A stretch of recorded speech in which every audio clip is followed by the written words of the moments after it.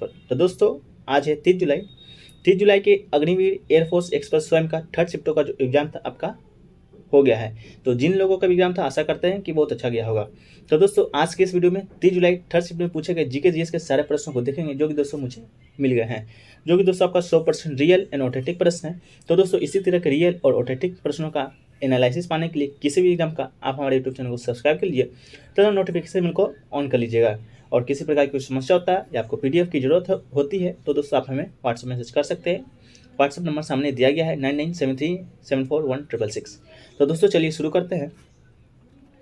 तो दोस्तों आज का जो पहला और इम्पोर्टेंट प्रश्न है वो आया था कि भारत के नागरिक उड्डयन मंत्री कौन है। तो दोस्तों भारत के जो नागरिक उड्डयन मंत्री है, केंद्रीय नागरिक उड्डयन मंत्री, वो ज्योतिरादित्य एम सिंधिया है ने यहाँ विंग्स इंडिया 2022 के बारे में भूमिका का कार्यक्रम उद्घाटन किया है, जो कि दोस्तों एशिया का सबसे बड़ा नागरिक उड्डयन कार्यक्रम वाणिज्यिक सम्मान और व्यावसायिक विमान है। तो हालांकि दोस्तों नागरिक उड्डयन मंत्री आपका ज्योतिरादित्य सिंधिया, जो भी लोग ऑप्शन में क्लिक किए होंगे आपका बिल्कुल सही होगा।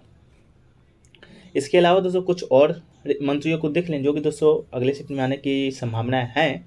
तो रेल मंत्री की बात करें तो ये आपका अश्विनी वैष्णव जी हैं। इसके बाद जल मार्ग और जहाज मंत्री की बात करें तो ये दोस्तों आपका केंद्रीय मंत्री नितिन गडकरी जी हैं। इसके बाद आयुष मंत्रालय की बात करें तो ये आपका सर्बानंद सोनोवाल है।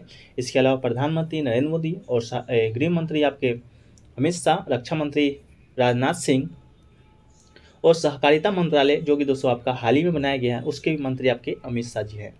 तो इन सभी मंत्रियों को याद रखना है जो कि दोस्तों अगले शिफ्ट में आने की आपका भरपूर संभावनाएं बनती हैं। इसके अलावा दोस्तों बात करें कि 23 दिसंबर को किस दिवस के रूप में मनाया जाता है। तो 23 दिसंबर की बात कर 23 जनवरी दोस्तों है। 23 जनवरी को किस दिवस के रूप में मनाया जाता है। तो 23 जनवरी दोस्तों आपका नेताजी सुभाष चंद्र बोस की जयंती होती है 23 जनवरी को। और इसी साल से दोस्तों 23 जनवरी को पराक्रम दिवस, कौन सा दिवस, तो पराक्रम दिवस दोस्तों मनाने का निर्णय लिया गया है हमारे केंद्र सरकार के द्वारा। तो 23 जनवरी को पराक्रम दिवस के रूप में मनाते हैं। ये दोस्तों आपका इस साल का जो 23 जनवरी था आपका सुभाष चंद्र बोस की 125वीं जयंती थी। तो 125वीं जयंती के शुभ अवसर पर केंद्र सरकार के द्वारा सुभाष चंद्र बोस की जयंती पर पराक्रम दिवस के रूप में मनाने का निर्णय लिया गया है। आप देख सकते हैं यहाँ लिखा हुआ भी है कि मोदी सरकार ने पहले सुभाष चंद्र बोस की जयंती को पराक्रम दिवस मनाने के रूप में आपका शुरुआत किया है। सुभाष चंद्र बोस की बात करें तो दोस्तों इन्होंने आज़ाद हिंद फौज की स्थापना की थी जो कि भारत के आज़ादी में महत्वपूर्ण भूमिका निभाया था। तो दोस्तों इसे याद रखना है। अगला प्रश्न आपका आया था दोस्तों कि जेपीईजी का फुल फॉर्म क्या होता है। तो दोस्तों जेपीईजी का फुल फॉर्म की बात करें तो ज्वाइंट फोटोग्राफिक एक्सपर्ट्स ग्रुप है आपका जेपीजी का फुल फॉर्म। जेपीईजी और जेपीजी दोनों एक ही फॉर्मेट है। ये एक तरह का इमेज फाइल एक्सटेंशन होता है जिसके जरिए फोटो को देखा या ओपन किया जा सकता है। यह ग्राफिक इमेज को कंप्रेसिंग करने का तरीका है। तो जेपीजी का जो फुल फॉर्म होता है आपका ज्वाइंट फोटोग्राफिक एक्सपर्ट्स ग्रुप आपका राइट आंसर होगा जिन्होंने भी क्लिक किया होगा। इसके अलावा दोस्तों कुछ लोगों का कहना है, कुछ विद्यार्थियों का, कि जावा का भी फुल फॉर्म आया था। तो जावा का फुल फॉर्म देख लेते हैं, देखने में तो कोई हर्ज नहीं, एक 30 सेकेंड की बात है। तो जावा का जो फुल फॉर्म होता है जस्ट अनदर वर्चुअल एक्सीलरेटर आपका जावा का फुल फॉर्म होता है। तो आप कमेंट सेक्शन में बताइएगा कि जावा का पूछा था या जेपीईजी का फुल फॉर्म पूछा था। इसके अलावा दोस्तों आपको पूछा गया था संदीप नरवाल किस खेल से संबंधित है। तो दोस्तों संदीप नरवाल दोस्तों भारतीय कबड्डी खिलाड़ी हैं। ये दोस्तों संदीप नरवाल का जन्म है जो कि 5 अप्रैल 1993 ईस्वी को सोनीपत में हुआ था। सोनीपत जो कि दोस्तों हरियाणा में स्थित है। तो संदीप नरवाल का संबंध पूछा था तो ये आपका कबड्डी से है, कबड्डी राइट आंसर होगा।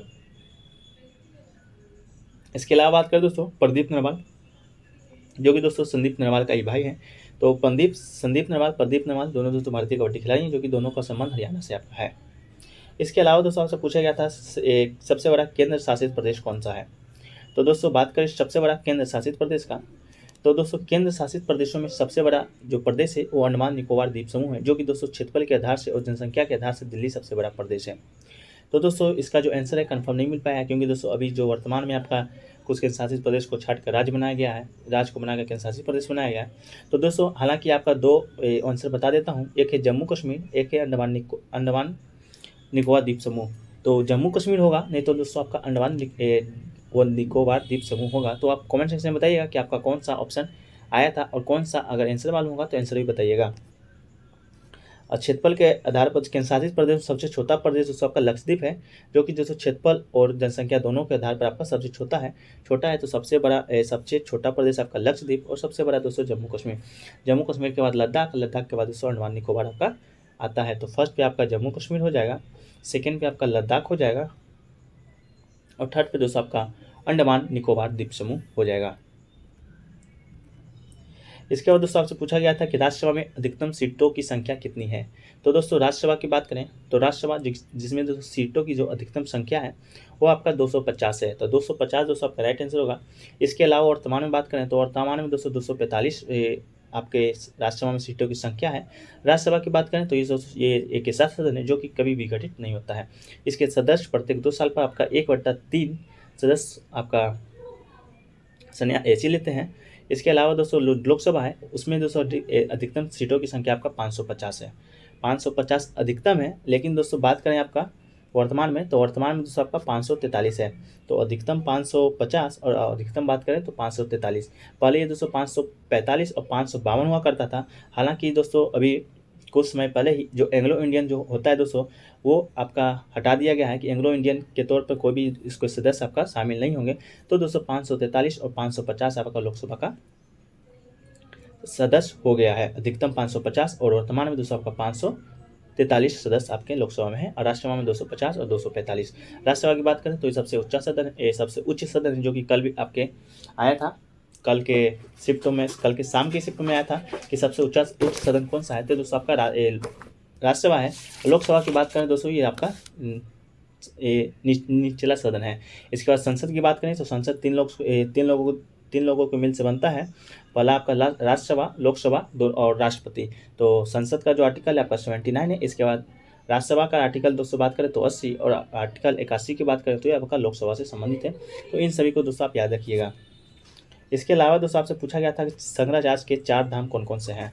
तो शंकराचार्य के जो 4 धाम है दोस्तों चारों दिशाओं में स्थित है, पूर्व, पश्चिम, उत्तर, दक्षिण।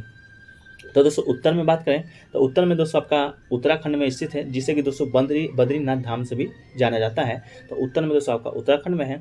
इसके बाद दक्षिण में बात करें तो ये दोस्तों आपका रामेश्वरम के नाम से जाना जाता है, जो कि दोस्तों तमिलनाडु में स्थित है। इसे श्रृंगेरी धाम के रूप में भी नाम से भी जाना जाता है। इसके बाद पूरब की बात करें तो पूरब में दोस्तों आपका पुरी में स्थित है, जो कि दोस्तों उड़ीसा में स्थित है। इसे गोवर्धन धाम के नाम से जाना जाता है। ये दोस्तों उड़ीसा के जगन्नाथ जगह का नाम है, वहीं पर दोस्तों आपका स्थित है आपका गोवर्धन धाम, जो कि दोस्तों शंकराचार्य के धाम से ही रिलेटेड है। अब बात करें दोस्तों पश्चिम का, तो पश्चिम में दोस्तों आपका ये गुजरात में पड़ता है, द्वारिकापुरी धाम, जो कि दोस्तों आपका गुजरात में स्थित है। तो प्राचीन समय से ही ये धाम तीर्थ के रूप में मान्य है, लेकिन इनके महत्व का प्रचार जगत शंकराचार्य ने शुरू किया था। तो ये दोस्तों आपका शंकराचार्य के 4 धाम से रिलेटेड प्रश्न है, जो कि दोस्तों आपके इस बार 3rd शिफ्ट में आपका आया था। तो दोस्तों इतना ही प्रश्न आज के जीके जिसके शिफ्टों में पूछे गए थे, जो कि दोस्तों आपका 100% रियल एंड ऑथेंटिक प्रश्न है। तो इसी प्रकार से रियल और ऑथेंटिक प्रश्नों का एनालिसिस पाने के लिए आप हमारे यूट्यूब चैनल को सब्सक्राइब कर लीजिए, तो नोटिफिकेशन बिल को ऑन कर लीजिएगा।